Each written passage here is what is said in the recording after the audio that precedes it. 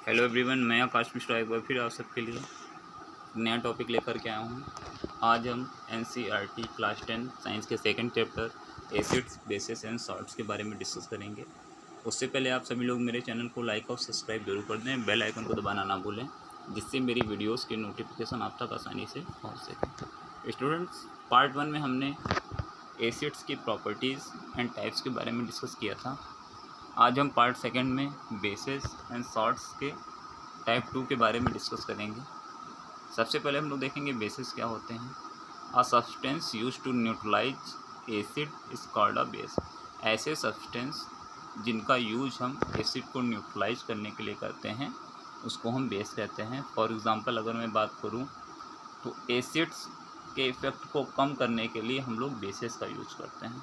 ठीक है, जैसे हमारे स्टमक में हाइड्रोक्लोरिक एसिड होता है, जब वो एसिड ज़्यादा हो जाता है तो हम कहते हैं कि पेट में एसिडिटी हो गई है, तो उसको इफ़ेक्ट को कम करने के लिए हम लोग बेकिंग सोडा खाते हैं। ठीक है, यूज करते हैं, जो कि एक बेस का वर्क करता है, वो उस एसिड के इफ़ेक्ट को कम कर देता है। अगर मैं इसके एग्जांपल की बात करूं तो zinc hydroxide and copper oxide इसके एग्जांपल्स हैं। Bases are bitter in taste, ये स्वाद में कड़वे होते हैं। ये रेड लिटमस पेपर को ब्लू कर देते हैं और हाइड्रोक्साइड आयन देते हैं। जैसे एसिड्स में क्या होता था, वो हाइड्रोजन आयन देते थे, एंड बेस क्या होते हैं, वो हाइड्रोक्साइड आयन देते हैं।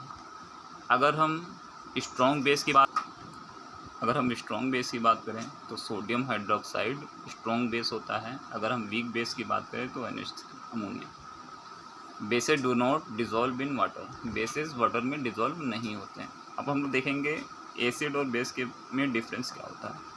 जैसा मैंने आपको बताया था, acid gives off hydrogen ion, acid हमको हाइड्रोजन आयन देते हैं when in dissolve in water. ठीक है, और ये हाइड्रोक्साइड आयन देते हैं। ये ब्लू लिटमस पेपर को रेड कर देते हैं और बेसेस रेड लिटमस पेपर को ब्लू कर देते हैं। अगर हम पीएच रेंज की बात करें तो एसिड्स की पीएच रेंज 1 to 7 होती है, 1 to 7 के बीच में होती है। और अगर हम बेसिस की पीएच रेंज की बात करें तो 7 to 14 रेंज होती है। टोटल पीएच वैल्यू में रेंजेस 0 to 14 होती है। अभी मैं इसके बारे में आपको पढ़ाऊँगा। अब हम इसके एग्जांपल की बात करें तो हाइड्रोक्लोरिक, H2SO4, ये सब इसके एग्जांपल्स हैं। अगर हम बेसिस की बात करें तो sodium hydroxide and potassium hydroxide basis के एग्जांपल्स हैं। अब हम देखेंगे रिएक्शंस ऑफ बेसिस। सबसे पहले हम लोग देखेंगे अगर बेस मेटल के संग रिएक्ट करता है तो क्या बनता है। अगर बेस मेटल के संग रिएक्ट करता है तो सॉल्ट बनता है और हाइड्रोजन गैस रिलीज होती है। जैसे सोडियम हाइड्रोक्साइड जिंक के साथ रिएक्ट करता है तो सोडियम जिंकेट बनता है और हाइड्रोजन गैस रिलीज होती है। अगर बेस नॉन मेटालिक ऑक्साइड के संग रिएक्ट करता है तो क्या बनता है, तब सॉल्ट बनता है और H2O बनता है। अगर CO2 प्लस कैल्शियम हाइड्रोक्साइड के साथ, जो कि बेस है, एक रिएक्ट करता है तो कैल्शियम कार्बोनेट एक सॉल्ट बनता है और H2O बनता है। अगर एसिड के संग रिएक्ट करते हैं बेस, जिसको हम लोग न्यूट्रलाइजेशन रिएक्शन कहते हैं, जैसा मैंने प्रीवियस अपने लेक्चर में बताया था, तो सोडियम क्लोराइड बनता है एंड H2O बनता है। ठीक है। अगर basis in water solution, basis when dissolve in water gives hydroxide ion. अगर बेसिस वाटर में डिज़ोल्व होते हैं तो ये हाइड्रोक्साइड आयंस देते हैं, जैसा आप लोग यहाँ पे देख सकते हैं। मैंने एग्जांपल भी इसका दिया हुआ है। बेसिस जो वाटर में सॉल्युबल होते हैं उनको हम एल्कलाइन कहते हैं। अब हम लोग देखते हैं एल्कलाइन होता क्या है। ये एक टाइप का बेस ही होता है और ये वाटर में डिज़ोल्व होता है। ठीक है, जबकि bases do not dissolve in water होते हैं। This is very important to remember. All bases alkaline नहीं होते हैं, मगर all alkaline are bases. Are alkali हमेशा बेसिस होते हैं, सभी एल्कलाई क्या होते हैं, बेसिस होते हैं। It is a basic salt alkali, earth metal और एल्कलाई मेटल। ठीक है। On adding alkali to acid, अगर हम एल्कलाइन को एसिड में ऐड करते हैं तो पीएच इसका इंक्रीज करता है। अगर हम acid to alkali, on adding acid to alkali the pH decrease. ठीक है। अगर हम एसिड टू एल्कलाई दोनों को ऐड करते हैं तो उसका पीएच क्या करता है, डिक्रीज करता है due to the removal of alkali. ठीक है, ये इंपॉर्टेंट पॉइंट्स मैंने दे दिए यहाँ पर, तो आप लोग नोटबुक में ज़रूर नोट कर लेना। अब हम देखते हैं डिफरेंस क्या होता है बेस और एल्कलाई के बीच में। पहला पॉइंट हम लोग देखते हैं, bases do not dissolve in water, bases water में डिजॉल्व नहीं होते हैं, और एल्कलाइन क्या होते हैं, ये वाटर में डिजॉल्व होते हैं। सेकेंड पॉइंट की मैं बात करूँ तो all bases are not alkali but all alkali are bases होते हैं, ये तो मैंने आपको भी बताया है इसके बारे में। इट न्यूट्रलाइज एसिड, ये बेसेस क्या होते हैं, एसिड को न्यूट्रलाइज करते हैं, और एल्कलाई क्या होते हैं, ये हाइड्रोक्साइड आयंस रिलीजेस करते हैं एक्सेप्ट अ प्रोटॉन। अगर मैं एग्जांपल की बात करूं तो zinc hydroxide and copper oxide base का एग्जांपल है। अगर मैं एल्कलाई के एग्जांपल की बात करूं तो potassium hydroxide and sodium hydroxide इसके एग्जांपल्स हैं। अगर मैं स्ट्रॉन्ग बेस की बात करूं तो स्ट्रॉन्ग बेस ऐसे बेसेस होते हैं जो कम्प्लीटली डिसोसिएट्स हो जाते हैं किसी इक्वेशन सॉल्यूशन में। ठीक है, अगर ऐसे बेसेस जो a base which completely dissociates into its ion in aqueous solution में। ठीक है, ऐसे बेस जो कम्प्लीटली अपने आयन्स को डिसोसिएट्स कर देते हैं एक्वियस सॉल्यूशन में, वो स्ट्रॉन्ग बेस हो जाते हैं, जैसे सोडियम हाइड्रोक्साइड और पोटेशियम हाइड्रोक्साइड। जो कम्प्लीटली डिसोसिएट नहीं हो पाते हैं उनको हम वीक बेस कहते हैं, जैसे अमोनियम हाइड्रोक्साइड हो गया इसका एग्जांपल। तो आप लोग ये जरूर देख लेना कि स्ट्रॉन्ग बेस का एग्जांपल क्या होता है, इसके बारे में पूछा जा सकता है। अब हम बात करते हैं यूनिवर्सल इंडिकेटर। ऐसे इंडिकेटर जिनकी पीएच वैल्यू 0 से 14 होती है उनको हम यूनिवर्सल इंडिकेटर कहते हैं। अगर कोई सॉल्यूशन न्यूट्रल होता है तो उसकी पीएच वैल्यू 7 होती है, आप लोग ध्यान रखें। अब हम बात करते हैं पीएच स्केल होता क्या है। पीएच स्केल का हम लोग यूज किसी सॉल्यूशन में मौजूद हाइड्रोजन आयन को फाइंड करने के लिए करते हैं। ठीक, अगर हम इसमें पी की बात करें, अगर हम पीएच में पी की बात करें तो पी की मीनिंग प्रोटेन से होती है। अगर इसकी जर्मन में मीनिंग निकाली जाए तो पावर से होती है। ठीक है, अगर किसी सॉल्यूशन की पीएच वैल्यू 7 है तो उसको हम न्यूट्रल सॉल्यूशन कहेंगे। न्यूट्रल सॉल्यूशन की मीनिंग क्या होगी, ना तो वो एसिडिक होगा ना ही वो बेसिक होगा, वो न्यूट्रल होगा। अगर पीएच वैल्यू 7 से किसी सॉल्यूशन की पीएच वैल्यू 7 से कम होती है तो वो एसिडिक सॉल्यूशन होता है। अगर पीएच वैल्यू किसी सॉल्यूशन की 7 से ज़्यादा होती है तो वो बेसिक सॉल्यूशन होता है।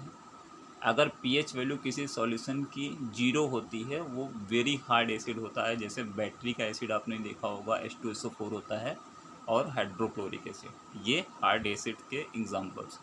तो आप लोग ये ज़रूर ध्यान रखना, अगर पीएच वैल्यू उसकी 14 होती है तो वो अल्कलाइन होती है। यहाँ पर मैंने पिक्चर के माध्यम से ही समझाने की आपको कोशिश की है कि यहाँ पर 0 to 14 पीएच वैल्यूज़ दी गई हैं सबकी। सबसे ऊपर सबसे हार्ड एसिड होता है battery acid and sulphuric acid. ठीक है, लेमन जूस का कितना पीएच होता है ये सब आप लोगों को याद भी करना है, काफ़ी इंपॉर्टेंट पॉइंट्स है ये। ठीक है, आप लोग यहाँ पे देख लेना। ठीक है, और जैसे इसमें मैंने 7 दिया है, प्योर वाटर होता है वो न्यूट्रल होता है, ना तो वो एसिडिक में होता है ना तो वो बेसिक होता है, ये न्यूट्रल होता है। ठीक है, आप लोग इसको पढ़ लेना। अब नेक्स्ट पॉइंट पे हम लोग आते हैं कि पीएच वैल्यू के यूजेज क्या है एवरीडे लाइफ में। सबसे पहले हम लोग देखते हैं पीएच ऑफ अ सॉइल। किसी भी सॉइल मिट्टी का पीएच वैल्यू कितनी होनी चाहिए जिससे प्लांट्स ग्रोथ कर सकें। अगर सॉइल का पीएच वैल्यू 6.5 से 7 के बीच में है तो वो प्लांट्स के ग्रोथ के लिए अच्छे होते हैं। ठीक है, अगर हम अच्छा होता है प्लांट्स ग्रोथ के लिए। अगर pH in tooth decay happens when the teeth are expose to an acidic environment of pH and below. ठीक है, अगर हमारे टीथ या दांतों का एसिडिक एनवायरनमेंट मीन्स अगर कोई भी एसिड हमारे दांतों को कब नुकसान करता है, हमारे टीथ को कब नुकसान पहुंचाता है, अगर उसकी पीएच वैल्यू 5.5 होती है या इससे कम होती है। ठीक, तो इसीलिए हम लोग टूथपेस्ट जो यूज़ करते हैं वो एक बेस का वर्क करता है जो हमारे दांतों के एसिडिक एनवायरनमेंट को या एसिडिक को कम करने के लिए किया जाता है। हमारे डाइजेस्टिव सिस्टम में पीएच वैल्यू का क्या इफ़ेक्ट है, या पीएच इन अवर डाइजेस्टिव सिस्टम कैसे वर्क करता है, क्या होता है। हमारे डाइजेस्टिव सिस्टम या हमारे स्टमक में हाइड्रोक्लोरिक एसिड पाया जाता है। आप लोग ध्यान रखना, हमारे डाइजेस्टिव सिस्टम में जो एसिड होता है वो हाइड्रोक्लोरिक एसिड होता है। अगर ये एसिड बढ़ जाता है तो हम कहते हैं एसिडिटी हो गई है। तो उसको कम करने के लिए हम लोग किसका यूज़ करते हैं, बेकिंग सोडा का, जिसको हम लोग सोडियम हाइड्रोजन कार्बोनेट कहते हैं।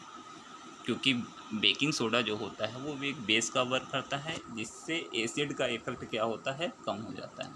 ठीक है, तो आप लोग ध्यान रखिएगा, एसिड के अगर इफेक्ट को कम करना है तो उसमें हम बेस को मिला देते हैं। उसके बाद हम लोग देखेंगे सॉल्ट्स के बारे में पढ़ेंगे।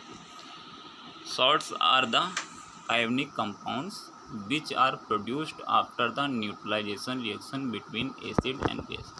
जब हम एसिड एंड बेस की रिएक्शन कराते हैं तो उसको हम न्यूट्रलाइजेशन रिएक्शन कहते हैं। तो उसमें हमको क्या मिलता था, सॉल्ट मिलता था। आप लोग को ध्यान ही होगा, अभी आप लोग ने मेरे प्रीवियस लेक्चर अगर आप लोग ने देखा है, अगर नहीं देखा है तो आप लोग देख सकते हैं। उसमें मैंने न्यूट्रलाइजेशन रिएक्शन के बारे में बताया है, उसकी रिएक्शन भी बताई कैसे क्या होता है। सॉल्ट्स आर इलेक्ट्रिकली न्यूट्रल, ये इलेक्ट्रिकली न्यूट्रल होते हैं। There are number of salts but sodium chloride is the most common salt. ठीक है, सॉल्ट तो कई होते हैं लेकिन सोडियम क्लोराइड सॉल्ट जो होता है वो काफ़ी कॉमन सॉल्ट होता है, जो हम अपने घरों में यूज करते हैं। ठीक, उसको NaCl या सोडियम क्लोराइड भी कहते हैं। अगर हम सॉल्ट्स के एग्जांपल की बात करें तो potassium chloride, sodium nitrate and calcium sulphate इसके एग्जांपल्स हैं। फैमिली ऑफ सॉल्ट्स क्या होती है, सॉल्ट हैविंग द सेम केसन और एनियन। ऐसे सॉल्ट्स जिनकी केसन और एनियन बिलोंग द सेम, इनकी सेम होती है, केसन एंड एनियन सेम होगा, वो सेम फैमिली के हो जाएंगे। फॉर एग्जांपल, अगर कौन से सॉल्ट्स हमारे सोडियम फैमिली के होंगे, sodium chloride, sodium sulphate, sodium carbonate and sodium nitrate. जिनमें सोडियम होगा तो वो सोडियम फैमिली के हो जाएंगे। सल्फेट फैमिली के कौन से होंगे, जिसमें सल्फेट लगा होगा, potassium sulphate, sodium sulphate, calcium sulphate, इससे एग्जांपल्स हो जाएंगे। अगर क्लोराइड फैमिली का होगा तो sodium chloride and ammonium chloride. Next point हम लोग देखते हैं, न्यूट्रल सॉल्ट क्या होते हैं। ऐसे सॉल्ट जिनकी pH वैल्यू 7 होती है वो न्यूट्रल हो गए, 7 से कम होगी तो वो एसिडिक सॉल्ट हो जाएंगे, अगर 7 से ज़्यादा होगी वो बेसिक सॉल्ट हो जाएंगे। कुछ हम chemicals from common salt NaCl। अब हम लोग पढ़ेंगे सोडियम हाइड्रोक्साइड के बारे में, ब्लीचिंग पाउडर के बारे में, बेकिंग सोडा के बारे में, वॉशिंग सोडा के बारे में और प्लास्टर ऑफ पेरिस के बारे में पढ़ेंगे हम लोग। सबसे पहले हम लोग देखते हैं सोडियम हाइड्रोक्साइड कैसे होता है हमको और कैसे मिलता है। Sodium hydroxide is a strong base, जैसा मैंने आप लोगों को बताया है, ये एक स्ट्रॉन्ग बेस होता है। आप लोग ध्यान जरूर रखना, ये पेपर में भी आ सकता है कि स्ट्रॉन्ग बेस का नाम बताइए, तो आप लोग सोडियम हाइड्रोक्साइड लिख सकते हैं। It is also known as caustic soda, इसको हम कास्टिक सोडा भी कहते हैं, और ये हमको क्लोर एल्कलाई प्रोसेस से मिलता है। कैसे, अगर मैं एक एग्जाम्पल की बात करूँ तो अगर हम सोडियम क्लोराइड प्लस H2O मिलाते हैं तो हमको सोडियम हाइड्रोक्साइड बनता है, क्लोरीन और हाइड्रोजन गैस रिलीज़ होती है। अगर हम यूज की बात करें तो सोडियम हाइड्रोक्साइड का यूज कहाँ होता है, सोप और डिटर्जेंट बनाने के लिए हम लोग सोडियम हाइड्रोक्साइड का यूज करते हैं। Used for making papers, paper बनाने के लिए भी हम सोडियम हाइड्रोक्साइड का यूज करते हैं। Used for making pesticides, PVC and disinfectants के यूज, ठीक है, यूज करते हैं हम लोग। अब हम ब्लीचिंग पाउडर देखते हैं। Chlorine is produced during electrolysis of aqueous sodium solution, जिसको हम लोग ब्राइन भी कहते हैं, जैसा मैंने अभी आप लोगों को बताया था अभी इसके बारे में। The chlorine gas is used for the manufacture of bleaching powder. ठीक है, ब्लीचिंग पाउडर के मैन्युफैक्चर के लिए हम लोग क्लोरीन गैस का यूज करते हैं। Bleaching powder is produced by the action of chlorine और ड्राई स्लैक लाइम। ठीक है, जब हम ड्राई स्लैक लाइम और क्लोरीन का यूज किसके लिए करते हैं, ब्लीचिंग पाउडर को बनाने के लिए करते हैं। ड्राई स्लैक लाइम आपने देखा होगा, जिसको हम लोग बुझा हुआ चूना भी कहते हैं। ठीक है, लाइम मीन्स क्या होता है, चूना होता है, आप लोगों ने देखा भी होगा। अब हम देखते हैं रिएक्शन अगर होती है कैल्शियम हाइड्रोक्साइड, जिसको हम लोग ड्राई स्लैग लाइम भी कहते हैं, अगर हम क्लोरीन के संग रिएक्ट करता है तो क्या बनता है, CaOCl2 + H2O, ठीक है। इसको हम लोग ब्लीचिंग पाउडर कहते हैं। अगर हम देखें यूज इसका क्या होता है, तो ब्लीचिंग पाउडर का यूज हम dirty cloth in the laundry, ठीक है। जब हम लॉन्ड्री में अपने कपड़े देते हैं तो उसमें ब्लीचिंग पाउडर का यूज किया जाता है उनको साफ़ करने के लिए। टेक्सटाइल इंडस्ट्रीज में इसका यूज होता है, ठीक। ऑक्सीडाइजिंग एजेंट के फॉर्म में भी इसका यूज होता है, ठीक। डिफरेंट इंडस्ट्रीज़ में, पेपर इंडस्ट्रीज़ में इसका यूज होता है। ये वाटर को साफ़ करने के लिए भी इसका यूज होता है ब्लीचिंग का, आप लोग ध्यान रखना, ठीक है। अगर पानी ज़्यादा गंदा होता है तो उसको डिसइंफेक्ट या साफ़ करने के लिए उसमें जो बैक्टीरियाज वायरस होते हैं उनको मारने के लिए हम लोग क्लोरीन का यूज़ करते हैं। अब हम देखते हैं baking soda. This soda commonly used in the kitchen for making the tasty crispy pakoras in baking soda, ठीक है। बेकिंग सोडा का हम लोग यूज अपने घरों में भी करते हैं, रोज़ाना बनने वाली चीज़ों में भी हम बेकिंग सोडा का यूज़ करते हैं। बेकिंग सोडा को खाने में मिलाने पर खाना क्रिस्पी बनता है। Sometimes it is added for a faster cooking. खाने को अगर जल्दी बनाना होता है तो हम लोग बेकिंग सोडा का यूज़ करते हैं, जिससे वो जल्दी ही बन जाता है। The chemical name of the compound is sodium hydrogen carbonate, ठीक है। बेकिंग सोडा का अगर केमिकल नाम की हम लोग बात करें तो सोडियम हाइड्रोजन कार्बोनेट होता है, जिसको हम लोग NaHCO3 भी कहते हैं। It is produced using sodium chloride as one of the raw materials, ठीक है। सोडियम क्लोराइड इसमें एक रॉ मटेरियल के रूप में फॉर्म में यूज होता है। जैसे हम लोग इसकी अगर एग्जांपल की बात करें, रिएक्शन की बात करें कैसे बनता है, तो हम लोग देख सकते हैं इसमें NaCl + H2O + CO2 + अमोनिया।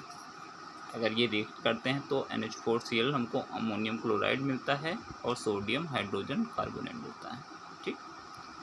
इसकी प्रिपरेशन हम लोग देखते हैं, ये सॉल्वे प्रोसेस से भी मिलता है। अगर सॉल्वे प्रोसेस पेपर में आ जाता है तो आप इसमें ये भी लिख सकते हैं, ठीक है। तो आप इसकी रिएक्शन देख सकते हैं, सेम ही है, आप उसको अपने आप पढ़ सकते हैं। अब इसके यूजेस की बात करें, reduce the acidity in the stomach. जैसा मैंने अभी आप लोगों को बताया था, अगर एसिडिटी हो जाती है उसको रिड्यूस करने के लिए हम लोग बेकिंग सोडा का यूज करते हैं। अगर मैं इसके पॉइंट सेकंड की बात करूँ तो act and the anti acid which is use to the treat stomach upset and indigestion. मैं आपको बता ही चुका हूँ। Used in the process of washing as a water softener. Washing soda की बात करते हैं, ये वाला पॉइंट कट कर देना आप लोग, इसका थर्ड वाला पॉइंट है। अब हम लोग देखते हैं वॉशिंग सोडा क्या होता है। Sodium carbonate can be obtained by the heating baking soda. Recrystallisation of sodium carbonate gives washing soda, ठीक है। अगर मैं इसके केमिकल नेम की बात करूँ तो सोडियम कार्बोनेट, वॉशिंग सोडा का केमिकल नेम सोडियम कार्बोनेट होता है। ये बहुत इंपॉर्टेंट पॉइंट है, ठीक है। ये जो मैंने जितने 3-4 पॉइंट्स आप लोगों को पहले पढ़ाए हैं, 3 पॉइंट्स, वो भी काफ़ी इंपॉर्टेंट है। उनके chemical name and chemical formula भी आपसे पूछा जा सकता है कि वॉशिंग सोडा का केमिकल नेम बताइए या केमिकल फार्मूला बताइए, तो आप लोग ये लिख सकते हैं। अगर मैं इसकी रिएक्शन की बात करूँ तो सोडियम कार्बोनेट + 10H2O, तो हमको क्या मिलता है Na2CO3, जिसको हम लोग सोडियम कार्बोनेट कहते हैं, वो मिलेगा × 10H2O। यूजेस क्या होते हैं, क्या यूज होता है वॉशिंग सोडा का। Sodium carbonate washing soda is use in glass, soap and paper industries में इसका यूज होता है। It is use in the manufacture of sodium compounds such as borax में, ठीक है। बोरेक्स पाउडर बनाने के लिए हमको इसका यूज होता है वॉशिंग सोडा का। और भी अदर आप एग्जाम्पल इसमें देख सकते हैं। अब देखते हैं वाटर क्रिस्टलाइजेशन क्या होता है। The water of crystallisation is case by morning purified crystal from an aqueous solution on heating these compounds remove. अगर मैं एक एग्जांपल की बात करूं तो COSO4 कॉपर सल्फेट इसका एग्जांपल है × 5H2 heating of copper sulphate. अब देखते हैं जिप्सम क्या होता है। The chemical formula of gypsum is CaSO4 × 2H2O। It has 2 water molecule, इसमें 2 वाटर मॉलिक्यूल आपको दिख रहे हैं, 2H2O लिखा हुआ है, वाटर ऑफ क्रिस्टलाइजेशन। जिप्सम ऐसा होता है देखने में। अब सबसे लास्ट में हम लोग देखते हैं प्लास्टर ऑफ पेरिस क्या होता है। The chemical formula of plaster of Paris is, आपको केमिकल फार्मूला और एंड केमिकल नेम दोनों आपको याद जरूर करने हैं, ठीक है, क्या होते हैं। अगर हम केमिकल फार्मूला की बात करें तो प्लास्टर ऑफ पेरिस का केमिकल फार्मूला CaSO4 × ½ होता है on heating gypsum at 373 kelvin. अगर हम जिप्सम को 373 केल्विन तक हीट करते हैं, it losses water molecule and becomes calcium sulphate hemihydrate plaster of Paris बनाता है, ठीक है। अगर हम जिप्सम को 373 केल्विन तक गर्म करते हैं तो वो प्लास्टर ऑफ पेरिस बनाता है, जिसको हम लोग कैल्शियम सल्फेट हेमीहाइड्रेट भी कहते हैं। अगर हम बात करें use of plaster of Paris कैसे यूज होता है, it is used for fix various gaps in the walls roofs of buildings houses, ठीक है। जो हाउस में हमारे घरों में जो गैप्स आ जाते हैं, दरारें पड़ जाती हैं, उनको भरने के लिए भी हम प्लास्टर ऑफ पेरिस का यूज़ करते हैं। It is used in designing products for fire protection system, आप लोग देखते ही होंगे। इन द मेडिकल डिपार्टमेंट, अगर कहीं फ्रैक्चर हो जाता है हमारे, हम लोग प्लास्टर बनवाने जाते हैं तो वो प्लास्टर ऑफ पेरिस का ही बनाया जाता है, पट्टियों के ऊपर उसका लेप किया जाता है, ठीक है। अगर ये आपको मेरी वीडियो पसंद आई हो तो आप मेरे चैनल को लाइक और सब्सक्राइब जरूर कर दें और बेल आइकन को दबाना ना भूलें। थैंक यू बच्चों।